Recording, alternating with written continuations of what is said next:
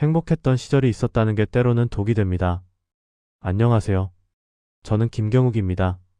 52살이고 수도권의 한 공장 단지에서 야간 경비로 일하고 있습니다. 15년 전만 해도 저는 중견 공장의 반장이었습니다. 월급도 괜찮았고 가족들과 웃으며 밥을 먹을 수 있었습니다.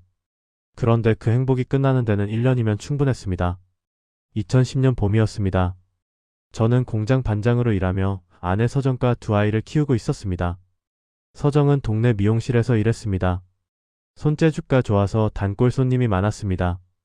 아들 준수는 고등학교 2학년, 딸 혜진이는 중학교 3학년이었습니다. 어느 날 저녁 준수가 밥을 먹다가 숟가락을 떨어뜨렸습니다. 아빠, 요즘 손에 힘이 잘 안 들어가.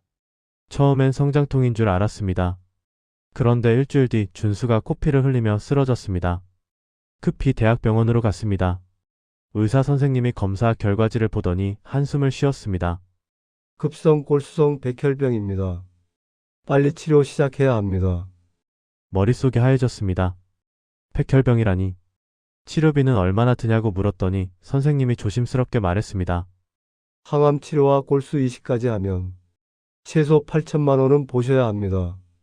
8천만 원. 제 연봉이 3천만 원이던 시절이었습니다. 서정은 울지 않았습니다. 대신 다음 날부터 미용실 일을 마치고 밤에 편의점 아르바이트를 시작했습니다. 저도 주말마다 건설 일용직을 나갔습니다. 혜진이는 오빠 병문안을 가면서도 공부를 놓지 않았습니다. 아빠, 나는 장학금 받을 거야. 걱정 마. 준수는 1년 넘게 싸웠습니다. 항암 치료를 받으며 머리카락이 다 빠졌지만 병실에서도 웃으려 애썼습니다. 그런데 2011년 겨울 준수가 갑자기 고열에 시달리기 시작했습니다. 화병증이었습니다. 크리스마스 이브 준수는 마지막으로 제 손을 꼭 잡았습니다. 아빠, 미안해. 돈 많이 들게 해서. 무슨 소리야. 아빠가 미안하지. 준수는 그날 밤 눈을 감았습니다. 스물도 되기 전에 장례를 치르고 나니 빚이 5천만 원 넘게 쌓여 있었습니다. 병원비, 치료비, 장례비, 카드 할부, 지인들에게 빌린 돈까지. 서정은 밤낮으로 일했습니다. 눈밑이 시커멓게 그을렸지만 한 번도 쉬자는 말을 하지 않았습니다. 혜진이는 오빠 없는 집에 적응하려 애쓰며 고등학교에 입학했습니다. 성적이 좋아서 명문대도 노려볼 만했습니다. 그런데 고2 겨울 혜진이가 갑자기 숨을 제대로 쉬지 못했습니다. 아빠, 가슴이 답답해. 또 병원이었습니다. 이번엔 희귀 심장 질환이었습니다. 의사 선생님은 수술하지 않으면 2년을 넘기기 어렵다고 했습니다. 수술비는 6천만 원. 아직 준수 빚도 다 못 갚았는데 저는 악착같이 일했습니다. 공장 일을 마치고 밤에는 대리운전도 했습니다. 주말엔 건설 현장에 나갔습니다.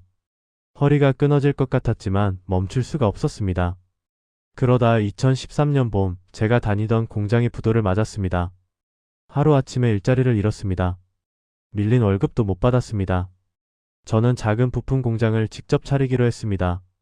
지인 몇 명과 동업했습니다. 은행 대출을 받고 제 명의로 보증도 섰습니다. 처음 몇 달은 괜찮았습니다. 주문이 꽤 들어왔습니다. 그런데 2014년 여름 큰 거래처가 갑자기 계약을 끊었습니다. 외국산 부품이 더 싸다는 이유였습니다. 공장은 6개월을 버티지 못하고 문을 닫았습니다. 남은 건 핏뿐이었습니다. 은행 대출 3천만 원, 동업자들에게 빌린 돈 2천만 원, 그리고 준수와 혜진이 치료비 잔금까지. 제 명의로 된 빚만 1억이 넘었습니다.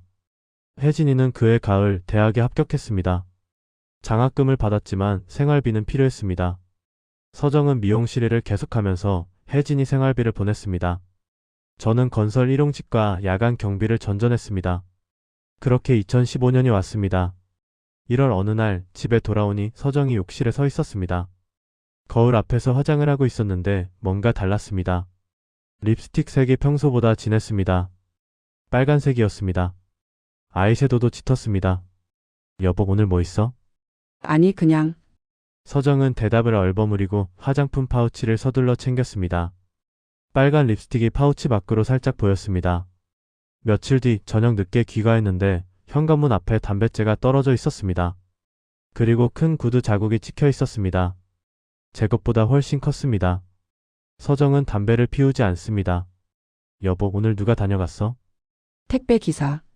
택배 기사가 담배를 피워? 바빠서 그런가 봐. 몰라. 서정은 눈을 마주치지 않았습니다. 그날 밤 서정의 휴대폰이 울렸습니다. 새벽 1시였습니다. 서정은 황급히 화면을 확인하고 거실로 나갔습니다. 저는 슬쩍 화면을 봤습니다. 사장님이라는 이름이었습니다. 미용실 사장님이 밤 1시에 문자를 보낼 이유가 있을까? 그 다음 날도 새벽 1시에 문자가 왔습니다. 서정은 매번 거실로 나가서 통화를 했습니다. 목소리가 들리지 않게 문을 닫았습니다. 저는 묻지 않았습니다. 아니, 묻고 싶지 않았습니다. 2월 중순 서정이 귀가 시간이 점점 늦어졌습니다. 밤 11시, 자정 새벽 1시. 어떤 날은 아예 들어오지 않았습니다. 미용실 일이 늦어진다고 했지만 미용실은 보통 저녁 9시면 문을 닫습니다. 서정에게서 향수 냄새가 났습니다. 평소에 쓰지 않던 진한 향이었습니다. 옷도 달라졌습니다. 화려한 색의 블라우스, 짧은 치마. 미용실 일복 가는 거리가 멀었습니다. 어느 날 저녁 서정이 먼저 말했습니다. 여보, 우리 이혼해요. 뭐? 이혼하자고요. 서정은 담담했습니다. 눈물도 없었습니다. 왜 갑자기 그래? 다른 남자 생겼어요. 머리가 멍했습니다. 누구야? 능력 있는 사람이에요. 서정아, 제대로 말해봐. 이미 마음 떠났어요. 이혼 서류 작성해 놨어요. 도장만 찍으면 돼요. 서정은 가방에서 서류를 꺼내 탁자 위에 놓았습니다. 빨간 립스틱 파우치가 가방 밖으로 삐져나와 있었습니다. 저는 아무 말도 할 수 없었습니다. 일주일 뒤 서정은 짐을 싸서 나갔습니다. 어디로 가는지도 말하지 않았습니다. 혜진이는 학교 기숙사에 있었고 저는 혼자 남았습니다. 빈집에서 혼자 소주를 마셨습니다. 15년을 함께 산 사람이 이렇게 쉽게 떠날 수 있구나. 준수 장례식 때도 옆에 있었던 사람이, 혜진이 수술 동의서에 같이 서명했던 사람이, 친구 호철이 전화를 걸어왔습니다. 경우가 요즘 형수님 어디 계셔? 모르겠어. 뭔가 이상해 보이던데. 혹시 그냥 내버려둬. 저는 전화를 끊었습니다. 3월 혜진이가 갑자기 쓰러졌다는 연락을 받았습니다. 기숙사에서 심장 발작을 일으켰다고 했습니다. 급히 병원으로 달려갔습니다. 의사 선생님이 고개를 저었습니다. 수술 시기를 놓쳤습니다. 이제는 혜진이는 일주일을 버티지 못했습니다. 병실에서 제 손을 잡고 물었습니다. 아빠, 엄마는 어디 있어? 엄마는 바빠서 못 와. 거짓말. 엄마 나 버렸지? 아니야. 혜진이는 눈물을 흘렸습니다. 오빠한테 가고 싶어. 혜진이는 그날 밤 숨을 거뒀습니다. 21살이었습니다. 서정에게 전화를 걸었지만 받지 않았습니다. 문자도 읽지 않았습니다. 장례식장에 오지 않았습니다. 저는 혼자 딸을 보냈습니다. 장례를 치르고 나니 더 이상 이 나라에 있고 싶지 않았습니다. 빚쟁이들은 매일 전화를 걸어왔고 서정은 연락이 끊겼고 아이들은 모두 세상을 떠났습니다. 저는 해외 건설 현장 일자리를 알아봤습니다. 중동의 한 나라였습니다. 월급은 적었지만 숙식을 제공했습니다. 빚을 갚으며 살 수 있을 것 같았습니다. 2015년 4월 저는 한국을 떠났습니다. 서정의 장모님께 전화를 걸었습니다. 어머님, 서정이 어디 있는지 아세요? 모르겠네. 연락 좀 닿게 해주세요. 혜진이 죽었어요. 장모님은 한참 침묵하더니 말했습니다. 서정이도 2년 전에 죽었어. 네? 교통사고였어. 그만 알아보게. 전화가 끊겼습니다. 저는 멍하니 휴대폰을 내려다봤습니다. 2년 전? 혜진이가 죽은 게 3월인데 2년 전이면 2013년입니다. 그런데 서정은 2015년 2월까지 집에 있었습니다. 뭔가 이상했습니다. 하지만 저는 더 이상 묻지 않았습니다. 알고 싶지 않았습니다. 중동에서의 5년은 길었습니다. 사막 한가운데 건설 현장에서 땀을 흘리며 일했습니다. 월급을 받으면 빚을 갚았습니다. 아무것도 사지 않았습니다. 아무도 만나지 않았습니다. 밤에는 컨테이너 숙소에 누워 천장을 바라봤습니다. 준수와 혜진이 얼굴이 떠올랐습니다. 서정이 웃던 모습도, 그리고 빨간 립스틱을 바르던 서정의 뒷모습도. 2020년 계약이 끝나고 한국으로 돌아왔습니다. 빚은 거의 다 갚았습니다. 남은 건 몸뿐이었습니다. 허리는 자주 아팠고 밤에는 잠이 오지 않았습니다. 수도권의 한 공장 단지에서 야간 경비 일자리를 얻었습니다. 월급은 적었지만 혼자 살기엔 충분했습니다. 2020년 10월 어느 날 친구 호철이에게서 전화가 왔습니다. 5년 만이었습니다. 경우가, 너 지금 어디야? 야간 경비 서고 있어. 왜? 형수님 봤어. 심장이 철렁했습니다. 어디서? 병원에서. 내가 어머니 모시고 대학병원 갔다가 우연히 봤어. 5층 재활병동. 확실해? 얼굴 똑같아. 그런데 표정이 좀 이상했어. 멍하니 있더라고. 호철은 병원 이름과 층수, 대략적인 병실 위치를 알려줬습니다. 그리고 휴대폰으로 찍은 사진을 보냈습니다. 멀리서 찍은 흐릿한 사진이었지만 휠체어에 앉은 여자의 옆모습이 보였습니다. 서정이었습니다. 저는 손이 떨렸습니다. 죽었다고 했는데 장모님이 거짓말을 한 겁니까? 경우가 가봐. 뭔가 사연이 있을 거야. 전화를 끊고 사진을 계속 들여다봤습니다. 서정의 옆모습, 휠체어, 멍한 표정. 저는 그날 밤 잠을 이루지 못했습니다. 다음날 새벽 저는 병원으로 향했습니다. 5년 만에 서정을 만난다는 생각에 손이 떨렸습니다. 죽었다던 사람이 살아있다니. 장모님은 왜 거짓말을 했을까? 서정은 왜 휠체어를 타고 있을까? 병원 5층 재활병동 복도를 천천히 걸었습니다. 한 병실 앞에서 발걸음이 멈췄습니다. 문틈 사이로 휠체어에 앉은 여자의 뒷모습이 보였습니다. 서정이었습니다. 문을 열고 들어섰습니다. 서정은 창밖을 멍하니 바라보고 있었습니다. 제 발소리에도 돌아보지 않았습니다. 서정아. 서정이 천천히 고개를 돌렸습니다. 얼굴은 예전 그대로였지만 눈빛이 달랐습니다. 초점이 없었습니다. 저를 보는 것 같으면서도 보지 못하는 것 같았습니다. 누구세요? 목소리가 어린아이처럼 가늘었습니다. 나야, 경욱이. 경우? 서정은 고개를 갸우뚱하더니 다시 창밖을 봤습니다. 마치 제가 처음 보는 사람인 것처럼. 그때 병실 문이 열리고 장모님이 들어왔습니다. 제 모습을 보고 깜짝 놀라 멈춰 섰습니다. 아니, 어떻게 여길? 어머님, 설명 좀 해주세요. 죽었다고 하셨잖아요. 장모님은 한참 말이 없었습니다. 그러더니 폭도로 나가자고 손짓했습니다. 폭도 끝 휴게실에 마주 앉았습니다. 장모님은 손을 떨며 말문을 열었습니다. 자네한테 차마 말 못했네. 뭘 못하셨어요? 서정이가 사고를 당했어. 5년 전에. 5년 전이면 2015년? 그래, 3월이었어. 혜진이가 떠나고 한 달 뒤였어. 혜진이 장례식이 3월 초였습니다. 그럼 서정은 그 직후에 사고를 당한 겁니까? 무슨 사고였어요? 교통사고야. 밤늦게 귀가하다가 횡단보도에서 차에 치였어. 머리를 심하게 다쳤어. 장모님은 눈물을 닦았습니다. 의사들이 살기 어렵다고 했어. 한 달 넘게 중환자실에 있었지. 그런데 깨어나긴 했는데 뇌 손상이 심했어. 기억도 잃고 말도 제대로 못하고 지금은 5살 아이 수준이야. 저는 할 말을 잃었습니다. 그럼 왜 죽었다고 하셨어요? 자네를 떠나보내려고. 네? 장모님이 고개를 들었습니다. 눈이 충혈돼 있었습니다. 사위가 그때 너무 힘들어 보였어. 아들 잃고 딸 잃고 사업부도 나고 더 이상 짐을 지울 수가 없었어. 서정이 이렇게 됐다는 걸 알면 자네는 죽을 때까지 죄책감에 시달릴 거 아니야. 그래도 거짓말을. 서정이가 원했어. 장모님은 가방에서 낡은 공책을 꺼냈습니다. 사고 나기 전에 쓴 거야. 혼수 상태에서 깨어난 뒤 서정이 짐 정리하다가 찾았어. 공책을 펼쳤습니다. 서정의 글씨였습니다. 삐뚤삐뚤했지만 알아볼 수 있었습니다. 경욱 오빠에게.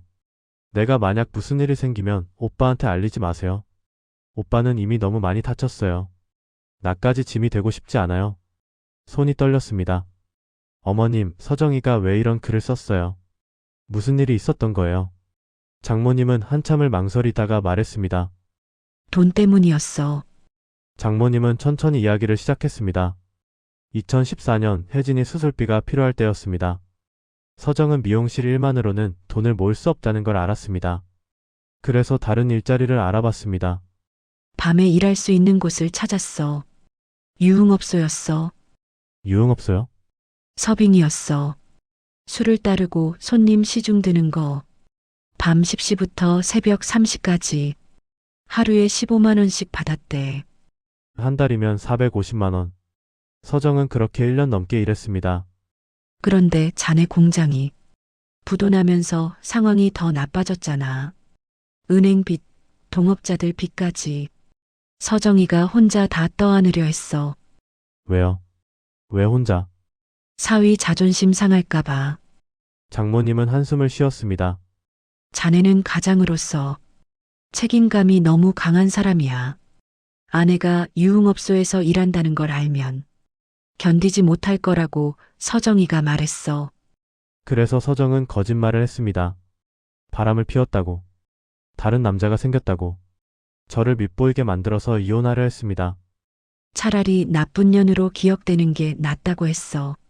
자네가 죄책감 안 느끼게. 저는 손으로 얼굴을 감쌌습니다. 그럼 그때 화장한 것도 늦게 들어온 것도 문자 받은 것도 다 업장 일 때문이었어. 화장은 드레스 코드고 늦게 들어온 건 퇴근 시간이고 문자는 업장 사장이 근무 시간 변경 알려준 거였어.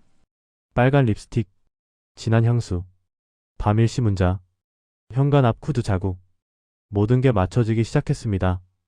그럼 현관 앞 쿠드 자국은 뭐였어요? 그건 업장 매니저였을 거야. 업장 매니저요? 서정이가 급여를 못 받은 달이 있었어. 사장이 자꾸 미뤘대. 그래서 매니저가 집까지 찾아와서 대신 전해줬다고 했어. 그 사람 덩치가 크고 담배도 피웠거든. 그 남자는 불륜 상대가 아니었습니다. 그냥 급여 전달하러 온 직원이었습니다. 어머님, 그럼 서정이가 빌린 돈은 어떻게 된 거예요? 장모님은 가방에서 묵직한 봉투를 꺼냈습니다. 차용증 묶음이었습니다. 10장이 넘었습니다. 서정이가 여기저기서 빌렸어. 지인들한테, 사채업자한테. 차용증을 하나씩 펼쳤습니다. 500만 원, 800만 원, 1000만 원. 금액이 적힌 종이들이었습니다.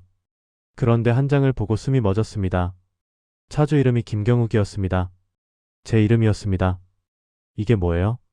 자네 명의로 빌린 거야. 제가 언제 이런 걸? 서정이가 자네 도장 가져가서 했어. 자네 몰래. 3천만 원, 5천만 원, 2천만 원. 제 명의로 된 차용증이 5장이었습니다. 합계 1억 5천만 원. 이게 다 제 피지였단 말이에요. 서정이가 다 갚았어. 업장에서 번 돈으로 밤낮으로 일해서. 사위가 해외 나가 있는 동안 5년 동안 갚았어. 장모님은 또 다른 봉투를 꺼냈습니다. 입금 내역서였습니다. 매달 100만 원씩, 150만 원씩 사채업자 계좌로 입금된 기록이 빼곡했습니다. 자네 신용 불량 안 되게 하려고. 서정이가 다 떠안았어. 저는 차용증을 떨리는 손으로 들여다봤습니다. 제 이름, 제 도장, 제가 모르는 사이에 생긴 빚, 그리고 서정이 혼자 갚은 돈. 왜 말을 안 했어요? 자네 자존심 상할까봐. 서정이가 그렇게 말했어. 눈물이 났습니다. 그럼 서정이는 왜 사고를 당한 거예요? 혜진이가 세상 떠난 뒤에 서정이가 무너졌어. 장모님의 목소리가 떨렸습니다. 딸아이 장례식에도 못 갔어. 그날도 업장 근무 시간표 있었거든. 사장이 안 나오면 벌금 물린다고 했대. 서정이는 돈 때문에 딸 마지막 가는 길도 못 지켜봤어. 서정은 혜진이 장례식 날 업장 화장실에서 혼자 울었다고 합니다. 손님들 시중 들면서도 눈물이 계속 났다고 합니다. 그리고 며칠 뒤 퇴근하다가 사고 당했어. 새벽 3시였어. 횡단보도 건너다가 과속 차량이. 장모님은 말을 잇지 못했습니다. 의사들이 뇌사 판정 내릴 뻔했어. 그런데 기적적으로 깨어났지. 하지만 뇌 손상이 심해서 기억을 거의 다 잃었어. 지금은 자기 이름도 가물가물해. 사고 당일에 제가 전화를 걸었었어요. 알아. 서정이가 안 받았어요. 그래서 저는 그날 업장에 있었어. 전화 못 받았을 거야. 저는 고개를 떨어뜨렸습니다. 서정이 제 전화를 무시한 게 아니었습니다. 일하느라 못 받은 거였습니다. 어머님, 그럼 업장에서 일한 건 언제까지예요? 사고 나기 직전까지 거의 1년 반 동안 일했어. 현관 앞 구두 자국이 있던 게 2015년 1월이었어요.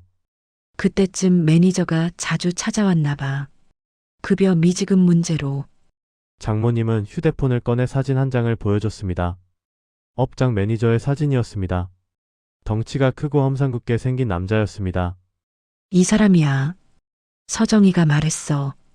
급여 못 받을 뻔했는데 이 사람이 사장 대신 직접 갖다 줬다고. 그 사람이었습니다. 제가 불륜 상대라고 의심했던 사람. 실은 그냥 직원이었습니다. 그 사람 연락처 있어요? 왜? 한번 만나보고 싶어요. 장모님은 망설이다가 전화번호를 알려줬습니다. 그날 오후 저는 그 매니저를 만났습니다. 병원 근처 카페였습니다.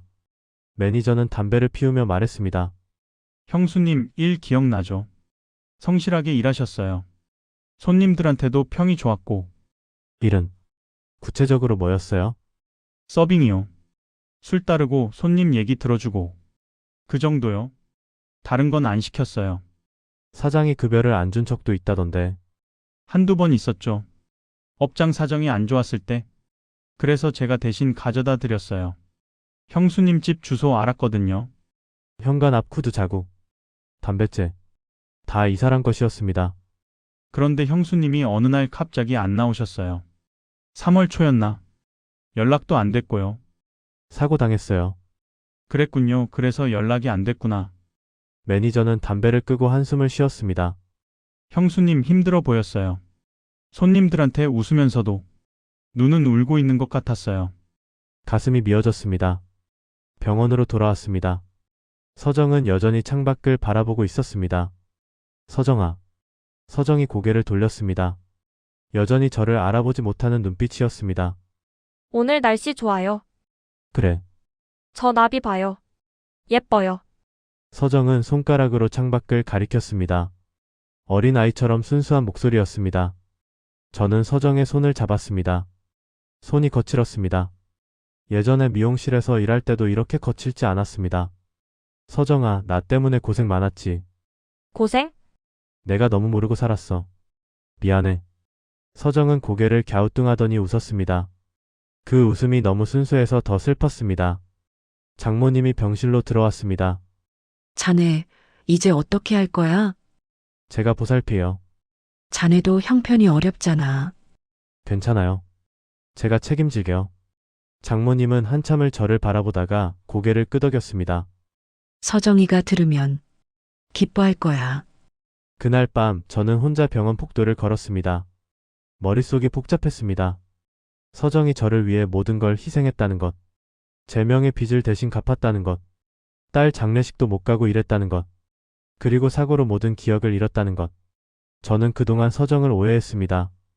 불륜을 의심했습니다. 배신자라고 생각했습니다. 하지만 진실은 정반대였습니다. 폭도 끝 자판기 앞에 섰습니다. 커피를 뽑으려다 말고 그냥 주저앉았습니다. 눈물이 났습니다. 미안해, 서정아. 정말 미안해. 그때 휴대폰이 울렸습니다. 모르는 번호였습니다. 받았습니다. 김경옥 씨?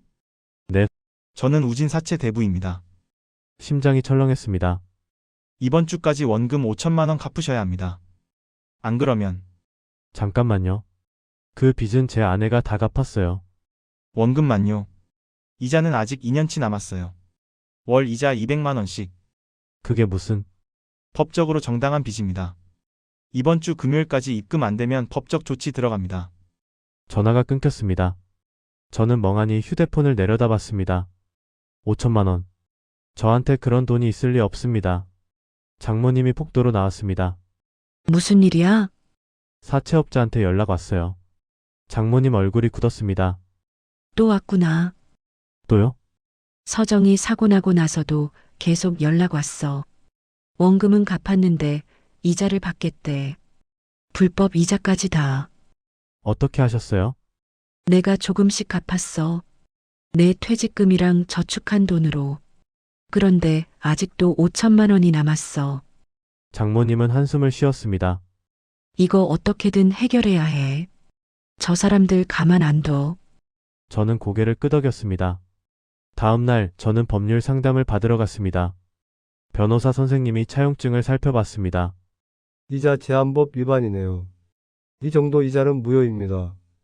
그럼 안 갚아도 돼요? 원금만 갚으면 됩니다. 그리고 이미 갚은 이자 중 일부는 돌려받을 수도 있어요. 정말요? 네, 고소하시겠어요? 저는 고민했습니다. 법적으로 싸우려면 시간도 돈도 필요합니다. 일단 경고부터 하고 싶어요. 알겠습니다. 내용 증명 보내드릴게요. 그날 저녁 병원에서 서정과 함께 저녁을 먹었습니다. 장모님이 준비해 온 죽이었습니다. 서정은 숟가락질이 서툴렀습니다. 떨어뜨리기도 하고 흘리기도 했습니다. 천천히 먹어. 응. 서정은 웃으며 죽을 먹었습니다. 입가에 묻은 것도 모른 채. 저는 휴지로 서정의 입가를 닦아줬습니다. 서정이 저를 보며 웃었습니다. 고마워요. 아니야. 서정은 다시 죽을 먹기 시작했습니다. 그 모습을 보면서 생각했습니다. 이 사람이 저를 위해 5년을 버텼구나. 제명의 빚을 대신 갚으려고 밤낮으로 일했구나. 그런데 저는 그 사람을 의심했습니다. 침대 옆 서랍을 열었습니다. 서정의 짐이 들어 있었습니다. 옷가지, 세면도구 그리고 작은 가방 하나. 가방을 열어봤습니다. 낡은 미용 가위가 들어 있었습니다. 이거 장모님이 말했습니다. 서정이가 미용실 일할 때 쓰던 거야. 사고 나기 전까지 항상 가지고 다녔어. 자네가 결혼 10주년 때 선물해 준 거잖아. 저는 가위를 손에 쥐었습니다. 손잡이가 닳아 있었습니다. 서정이 얼마나 많이 썼을까? 서정아, 이거 기억나? 서정이 가위를 보더니 눈을 반짝였습니다. 가위? 머리 자르는 거? 그래, 내가 미용사였잖아. 미용사? 서정은 고개를 갸우뚱하다가 가위를 받아들었습니다. 그러더니 허공에 대고 가위질을 했습니다. 싹둑싹둑. 몸이 기억하는 것 같았습니다. 나 머리 좀 잘라줄래? 응. 서정은 신이 나서 제 머리를 만졌습니다. 서툴게 가위질을 했습니다. 삐뚤삐뚤했지만 저는 가만히 앉아 있었습니다. 서정이 웃으며 말했습니다. 다 됐어요. 거울을 보니 머리가 엉망이었습니다. 하지만 웃음이 났습니다. 고마워. 또 해줄게요. 서정은 환하게 웃었습니다. 그날 밤 저는 병실 밖 벤치에 앉아 있었습니다. 장모님이 옆에 앉았습니다. 앞으로 어떻게 할 거야? 서정이를 제가 보살피겠다고 했잖아요. 돈은? 최선을 다할게요. 장모님은 한참을 말이 없었습니다. 서정이가 자네 많이 사랑했어. 알아요. 끝까지 사위 자존심 지켜주려 했어. 밉보이는 걸 감수하면서. 눈물이 났습니다. 제가 바보였어요. 아무것도 몰랐어요. 이제라도 알았으면 됐어. 앞으로 잘해줘. 장모님은 제 어깨를 두드리고 일어났습니다. 저는 혼자 벤치에 앉아 밤하늘을 올려다봤습니다. 별이 총총했습니다. 준수야, 혜진아. 너희 엄마가 너희 살리려고 얼마나 애썼는지 아빠가 이제 알았어. 미안하다. 늦게 알아서. 그리고 서정아, 나도 이제 너를 지킬게. 다음날 금요일 사채업자한테서 또 전화가 왔습니다. 돈 준비됐어요? 법률 상담 받았습니다. 이자 제한법 위반이라고 하더군요. 뭐, 원금은 이미 다 갚았어요. 더 이상 받을 돈 없습니다. 이 새끼가 지금 나한테. 내용 증명 우편으로 보냈습니다. 더 연락하면 경찰에 신고하겠습니다. 전화를 끊었습니다. 손이 떨렸습니다. 하지만 이제 더 이상 물러설 수 없었습니다. 내용 증명을 보낸 뒤 일주일이 지났습니다. 사채업자는 더 이상 연락하지 않았습니다. 변호사 선생님 말로는 법을 어긴 게 확실하니 함부로 못 건드릴 거라고 했습니다. 저는 병원 근처로 이사했습니다. 작은 월세방이었지만 서정을 매일 볼 수 있었습니다. 야간 경비일은 그만두고 낮에 할 수 있는 일자리를 찾았습니다. 공장 단지 자재 운반 일이었습니다. 힘들었지만 서정 병원비를 벌기에는 충분했습니다. 매일 오후 병원에 들렀습니다. 서정은 제 얼굴을 볼 때마다 누구세요? 하고 물었습니다. 매번 처음 만나는 사람처럼 대했습니다. 하지만 저는 포기하지 않았습니다. 나 경욱이야. 내 남편. 남편? 응, 우리 결혼했어. 서정은 고개를 갸우뚱하더니 웃었습니다. 그래요? 잘생겼네요. 매일 같은 대화를 나눴습니다. 서정은 매번 잊어버렸지만 저는 매번 설명했습니다. 어느 날 오후 병실에 들어서는데 폭도에 낯선 남자가 서 있었습니다. 덩치가 크고 양복을 입었습니다. 병실 문을 노크하고 있었습니다. 누구세요? 남자가 돌아봤습니다. 험상궂은 인상이었습니다. 김경옥 씨 맞나요? 네. 저는 우진사채 대부에서 나왔습니다. 심장이 철렁했습니다. 직접 찾아온 겁니까? 무슨 일이세요? 돈 받으러 왔죠. 원금은 그렇다 치고 이자라도 일부 받아야죠. 법적으로 무효라고 했잖아요. 그럼 법대로 합시다. 당신 부인 명의로 된 다른 빚도 있어요. 그것까지 다 털면 남자는 서류 몇 장을 꺼내 들었습니다. 차용증이었습니다. 이거 보세요. 부인이 직접 서명한 거예요. 이건 부인 빚이죠. 당신이 갚을 의무는 없지만 부인 재산 압류할 수 있어요. 서정희는 지금 일도 못해요. 재산도 없고요. 그럼 병원비는 어떻게 내나요? 보호자가 내잖아요. 보호자 재산 압류할 수도 있어요. 남자는 비웃으며 말했습니다. 이번 주까지 5천만 원. 안 되면 3천만 원이라도. 안 그러면 법원 가는 거예요. 제 손이 떨렸습니다. 분노가 치밀었습니다. 알았어요. 기다려보세요. 언제까지요? 이번 주 안에 연락드릴게요. 남자는 명함을 던지듯 건네고 돌아섰습니다. 기대하고 있겠습니다. 남자가 사라지고 나서 저는 주저앉았습니다. 3천만 원, 5천만 원. 그런 돈이 어디 있습니까? 그날 밤 저는 장모님께 전화를 드렸습니다. 어머님, 사채업자가 병원까지 찾아왔어요. 그 사람들 끝이 없구나. 3천만 원이라도 달래요. 어떻게 해야 할까요? 장모님은 한참 침묵하다가 말했습니다. 내가 집을 팔까봐. 안 돼요. 어머님 사실 곳이잖아요. 서정이 앞날이 더 중요해. 제가 알아볼게요. 일단 기다려주세요. 전화를 끊고 한숨을 쉬었습니다. 다음 날 저는 은행에 대출 상담을 신청했습니다. 하지만 제 신용 등급은 이미 바닥이었습니다. 과거 공장 부도 때 생긴 연체 기록이 아직 남아 있었습니다. 죄송합니다. 대출이 어렵습니다. 상담원이 고개를 저었습니다. 저는 발걸음이 무거웠습니다. 병원으로 돌아가는 길에 공중전화 부스 앞에 멈춰 섰습니다. 그리고 경찰서 번호를 눌렀습니다. 불법 사채 신고하려고요. 경찰 조사는 일주일 걸렸습니다. 제가 제출한 차용증, 입금 내역, 협박 문자 기록을 바탕으로 사채업자를 조사했습니다. 형사님이 전화를 걸어왔습니다. 김경옥 씨 좋은 소식입니다. 이자 제한법 위반 확실합니다. 그리고 협박죄도 적용 가능하고요. 그럼 어떻게 되나요? 업자 쪽에서 합의 요청 들어왔습니다. 원금 청구 포기하고 이미 받은 이자 중 일부 돌려주겠답니다. 정말요? 법적으로 싸우면 자기들이 불리하니까요. 합의하시겠어요? 저는 잠시 생각했습니다. 합의하겠습니다. 알겠습니다. 서류 준비해드릴게요. 전화를 끊고 저는 한참을 멍하니 서 있었습니다. 끝났습니다. 빚에서 해방됐습니다. 그날 오후 병원에 갔습니다.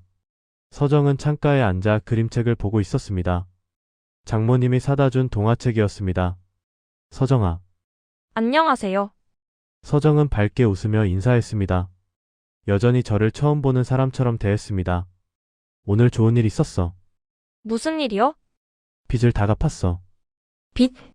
응. 이제 우리 걱정 안 해도 돼. 서정은 고개를 갸우뚱하더니 다시 그림책을 봤습니다. 저는 서정 옆에 앉았습니다. 그림책에는 공주와 왕자가 나왔습니다. 서정이 손가락으로 그림을 가리켰습니다. 이거 예뻐요. 응, 예쁘네. 나도 공주 될래요. 너는 이미 공주야. 서정은 웃었습니다. 순수한 웃음이었습니다. 며칠 뒤 장모님이 병원에 오셨습니다. 손에 봉투를 들고 계셨습니다. 사위, 이거 받아.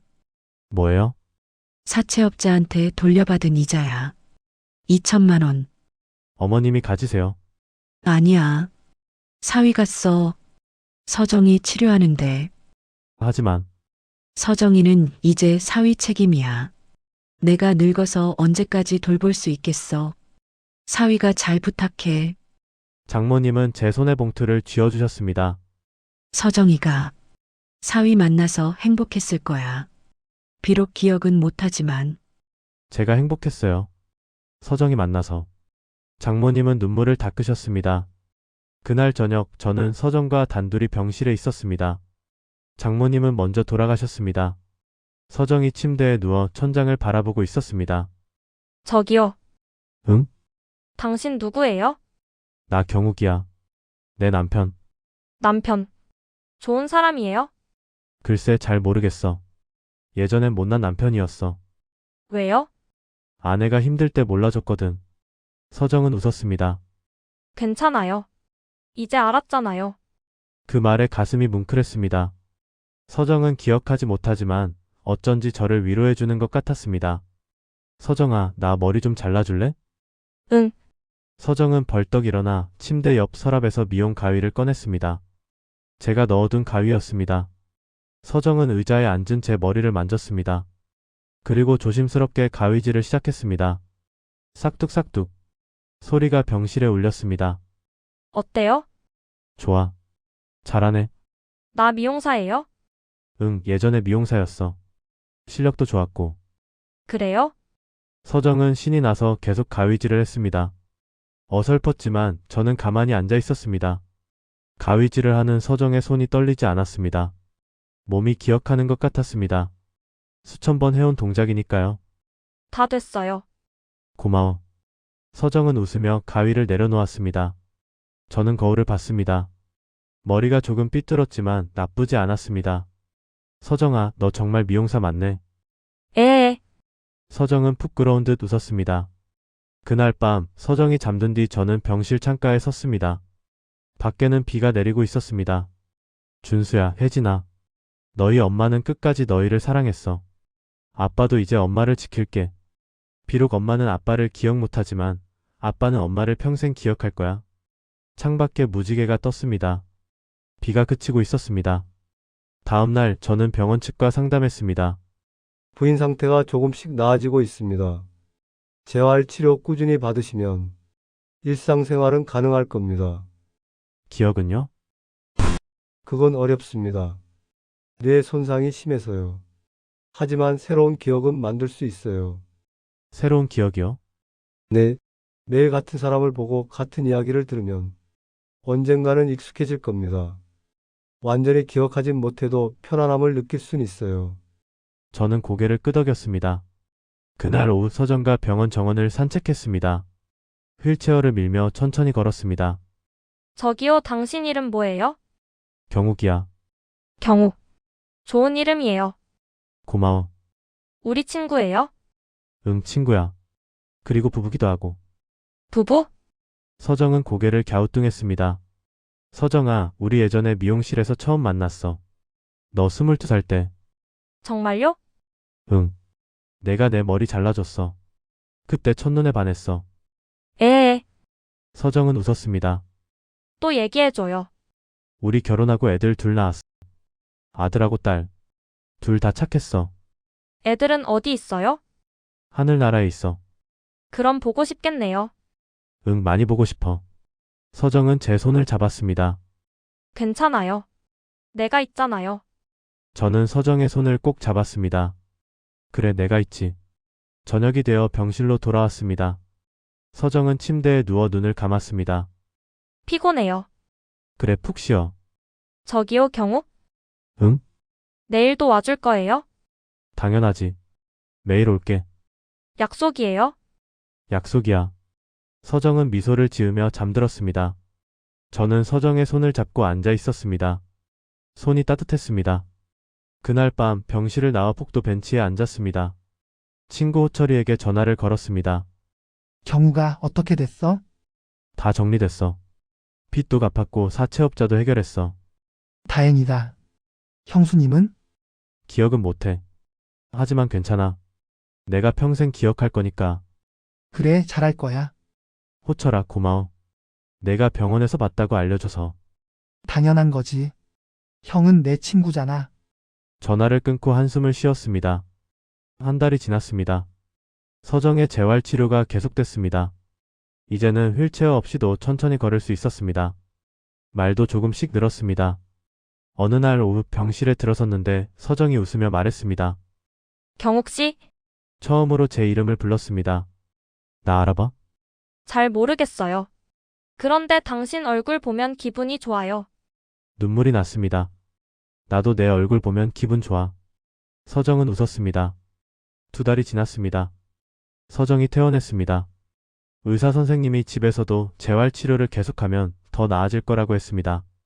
저는 서정과 함께 작은 월세방으로 갔습니다. 좁았지만 따뜻한 집이었습니다. 여기가 우리 집이에요? 응, 우리 집이야. 좋아요. 서정은 방 안을 둘러보며 웃었습니다. 저는 부엌에서 저녁을 준비했습니다. 김치찌개였습니다. 서정이 좋아하던 음식이었습니다. 맛있어요. 그래? 다행이다. 매일 해줘요. 그럴게. 서정은 밥을 먹으며 계속 웃었습니다. 밥을 다 먹고 설거지를 하는데 서정이 뒤에서 안았습니다. 고마워요. 왜? 잘 모르겠는데. 그냥 고마워요. 저는 서정의 손을 잡았습니다. 나도 고마워. 3달이 지났습니다. 어느 날 저녁 서정이 물었습니다. 경욱 씨, 우리 예전에 뭐 했어요? 많은 일 있었어. 좋은 일도 힘든 일도. 힘든 일이 뭐였어요? 내가 날 위해 너무 많은 걸 희생했어. 나는 기억 안 나요. 괜찮아. 내가 기억할게. 서정은 고개를 기울이며 웃었습니다. 그럼 우리 이제 좋은 일만 해요. 그래, 좋은 일만 하자. 어느 일요일 오후 저는 서정과 함께 공원을 산책했습니다. 날씨가 좋았습니다. 벤치에 앉아 쉬는데 서정이 제 손을 잡았습니다. 저기요, 경욱 씨. 응? 나. 당신 좋아하는 것 같아요. 가슴이 뭉클했습니다. 나도 너 좋아해. 왜요? 그냥. 내가 너니까. 서정은 웃었습니다. 그 웃음이 햇살처럼 따뜻했습니다. 그날 밤 집으로 돌아와 서정이 먼저 잠들었습니다. 저는 창가에 서서 밤하늘을 올려다봤습니다. 준수야, 혜진아. 너희 엄마가 웃고 있어. 비록 많은 걸 잊었지만 이제는 행복해 보여. 아빠도 이제 괜찮아. 너희 걱정 마. 별이 반짝였습니다. 저는 침대로 돌아가 서정 옆에 누웠습니다. 서정의 숨소리가 고요했습니다. 서정아, 사랑해. 서정은 잠결에 중얼거렸습니다. 나도. 저는 눈을 감았습니다. 1년이 지났습니다. 서정은 이제 간단한 집안일을 할 수 있었습니다. 설거지도 하고 빨래도 개고 팝도 차렸습니다. 기억은 여전히 돌아오지 않았지만 일상은 편안해졌습니다. 어느 날 서정이 말했습니다. 경욱 씨, 나 미용 학원 다니고 싶어요. 미용학원? 응. 가위질하는 게 재밌어요. 배우고 싶어요. 저는 웃었습니다. 그래, 다녀봐. 내가 원하면.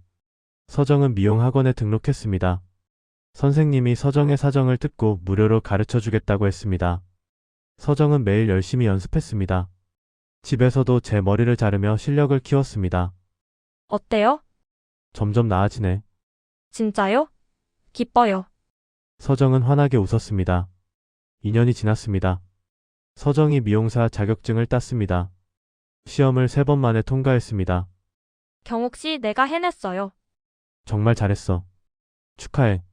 서정은 제 품에 안겨 울었습니다. 기쁨의 눈물이었습니다. 저는 서정의 등을 토닥였습니다. 이제 미용실 차려볼까? 진짜요? 응. 작은 거라도. 서정은 고개를 끄덕였습니다. 3년이 지났습니다. 우리는 작은 미용실을 열었습니다. 동네 구석 월세 가게였지만 깨끗하고 아늑했습니다. 서정은 매일 손님을 받았습니다. 처음엔 서툴렀지만 점점 실력이 늘었습니다. 단골 손님도 생겼습니다. 사장님 손길이 참 부드러워요. 감사합니다. 서정은 웃으며 손님 머리를 잘랐습니다. 저는 옆에서 서정을 지켜봤습니다. 가위를 든 서정의 모습이 행복해 보였습니다. 어느 날 저녁 가게 문을 닫고 집으로 돌아오는 길이었습니다. 서정이 제 손을 잡고 말했습니다. 경욱 씨, 나 행복해요. 나도 행복해. 왜 행복해요?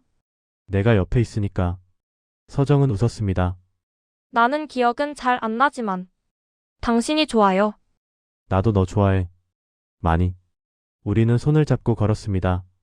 석양이 따뜻했습니다. 그날 밤 집에 돌아와 서정이 소파에 앉았습니다. 저는 차를 끓여왔습니다. 경욱 씨. 응? 예전 일이 궁금해요. 우리 어떻게 만났어요? 미용실에서 만났어. 내가 내 머리 잘라줬지. 그때 나 어땠어요? 예뻤어. 지금도 예쁘고. 서정은 부끄러운 듯 웃었습니다. 우리 애들도 있었어요? 응. 아들하고 딸. 지금은 어디 있어요? 하늘나라에 있어. 별이 됐어. 서정은 창밖을 봤습니다. 별이 반짝이고 있었습니다. 저기 있나 봐요. 그럴 거야. 서정은 손을 흔들었습니다. 안녕, 애들아. 엄마야. 제 눈에 눈물이 고였습니다. 그날 밤 잠들기 전에 서정이 물었습니다. 경욱 씨, 나 내일도 기억 못할 거예요? 아마 그럴 거야. 그럼 내일도 당신이 다시 얘기해줘요. 그럴게. 약속이에요. 약속이야. 서정은 눈을 감았습니다. 곧 잠들었습니다. 저는 서정의 얼굴을 바라봤습니다. 평화로운 얼굴이었습니다. 서정아, 내가 날 기억 못해도 괜찮아. 내가 우리 둘 모 다 기억할게. 내가 날 위해 했던 모든 희생, 내가 흘렸던 모든 눈물, 내가 참았던 모든 아픔. 나는 절대 잊지 않을게. 그리고 이제부터는 내가 너를 지킬게. 평생. 창밖에 별이 쏟아졌습니다. 준수와 혜진이가 보내는 축복 같았습니다. 저는 서정의 손을 잡고 눈을 감았습니다. 우리의 새로운 시작이었습니다.